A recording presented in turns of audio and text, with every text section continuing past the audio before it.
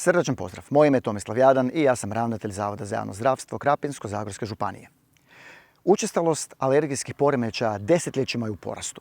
Jedan od najjačih alergena koji kod alergičnih ljudi izaziva pravu pošast je pelud biljke ambrozije. Reakcija na pelud započinje već kod koncentracije od 20 do 30 zrnaca peludi u zraku na 1 metar kubični.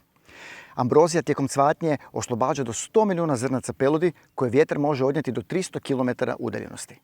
Više o ambroziji saznaćemo od Martine Pozajić.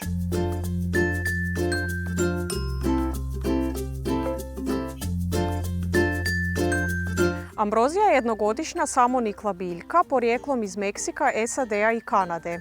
Ima jako veliku moć razmnožavanja i prilagođavanja na neke nove uvjete okoliša, pa se zbog toga i brzo širi te postaje invazivnom vrstom u našim krajevima. Biljka ambrozije može narasti visine od 1 do 1,5 m. Korijen joj je vretenast, stabljika je uspravna, razgranata i prekrivena sitnim i gustim dlačicama. Listovi ambrozije su jajolikog oblika, također posuti sitnim i gustim dlačicama i razdijeljeni u uske režnjeve. Cvjetovi ambrozije su glavičastog i grozdastog oblika i na vrhovima su žučkaste boje. Što se tiče tijeka vegetacije, ambrozija raste od travnja do lipnja i to je najbolje vrijeme za njezinu pljevidbu, odnosno čupanje same biljke.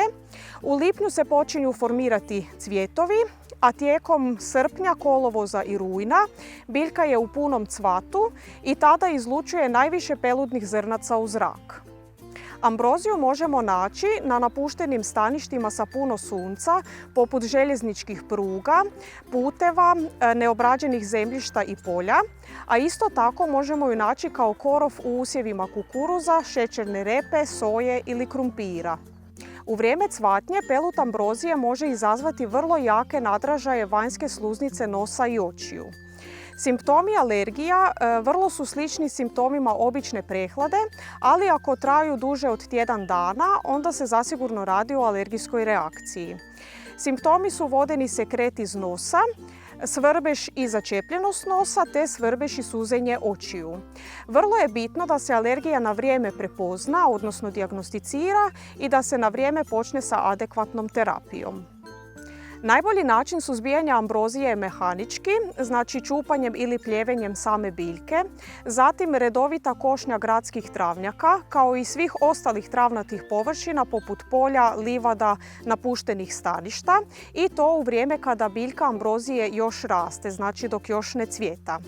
Ako se biljke pljeve i ako se travnjaci kose dok biljka ambrozije cvijeta, onda se preporuča nositi zaštitna maska i zaštitne rukavice, upravo zbog peludi koju ona tada izlučuje.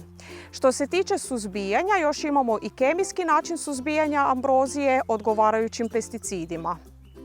Kako možemo smanjiti izloženost ambroziji? U vrijeme cvatnje ambrozije preporuča se izbjegavati odlaske u prirodu, a pogotovo u ranim jutarnjim i prijepodnevnim satima, jer je onda razina peludnih zrnaca u zraku najviša.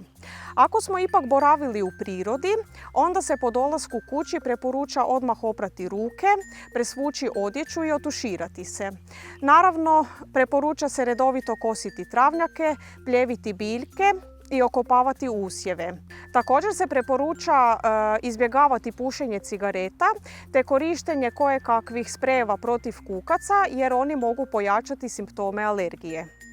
Nadamo se da će vam ovi savjeti pomoći u borbi protiv ambrozije i olakšati boravak u prirodi.